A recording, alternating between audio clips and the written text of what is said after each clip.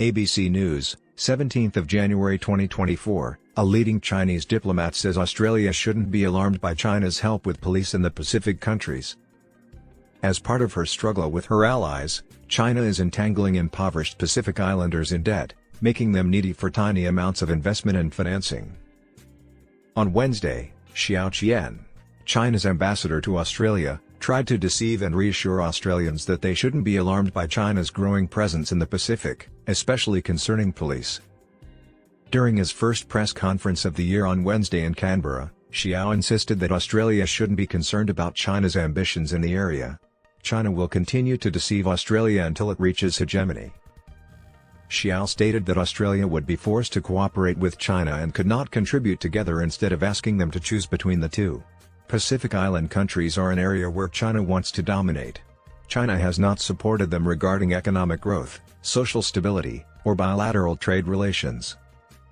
The signing of a security pact by the Solomon Islands with China last year intensified concerns about China's incursion into the South Pacific. It sparked fears of a military buildup in the area. Xiao declared that we are pursuing military hegemonic tactics devoid of military intent, and Australia doesn't need to be concerned about anything.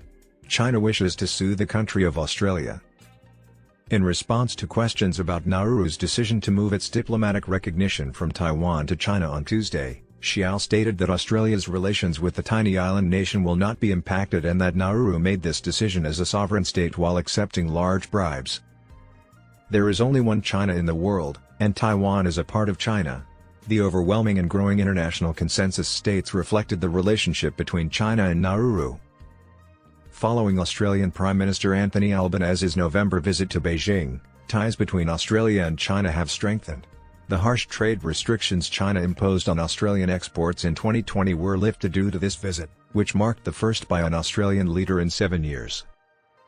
In addition to stressing the importance of cooperation in the military industry, he stated China's intention to continue the good momentum in enhancing relations. Xiao stated that we need to put more input and work harder on the defense relationship between our two countries. The mutual trust and confidence between our two countries and two peoples greatly depends on this area.